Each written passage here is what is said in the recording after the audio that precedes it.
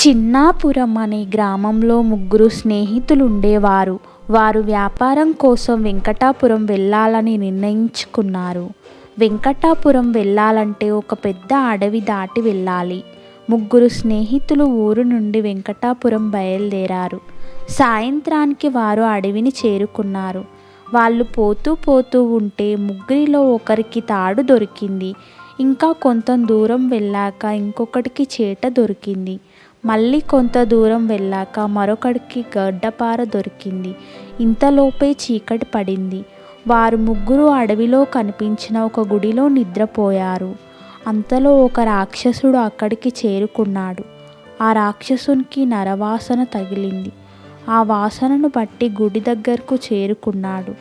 ఈ గుడిలోని మనుష్యులున్నారనుకొని, ఒరే మానవులారా, నేను ఎవరినో తెలుస్తా, నేను రాక్షసుడినిరా, రారా బయటకు, నమిలి మింగేస్తా, పెద్దగా అరుస్తూ అన్నాడు రాక్షసుడు. ఆ ముగ్గురిలో ఒకడు తెలివితో, ఒరే రాక్షసుడా, నేను ఎవరో తెలుసా, నేను రాకాసులను చంపిన గూకాసినిరా అన్నాడు కోపంగా అరుస్తూ.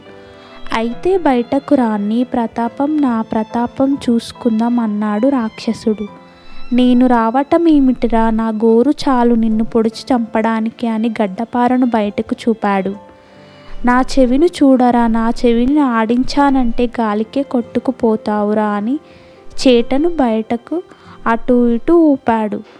నా తోక చూడరా అని తాడును బయటికి విసిరాడు. అంతే, ఆ దెబ్బతో ఆ రాక్షసుడు వణుకుతూ అక్కడి నుండి పారిపోయాడు.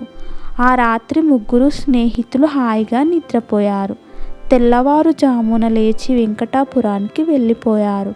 చూశారా, తెలివి ఉంటే ఏ పనినైనా తేలికగా సాధించవచ్చు. ఇలాంటి మరిన్ని వీడియోస్ మా ఛానల్లో ఉన్నాయి. దయచేసి ఓపెన్ చేసి చూడండి. ఈ వీడియో కనుక మీకు నచ్చినట్లయితే రాధిక తెలుగు స్టోరీస్ అనే ఛానల్ని లైక్ చేయండి, షేర్ చేయండి, సబ్స్క్రైబ్ చేయండి.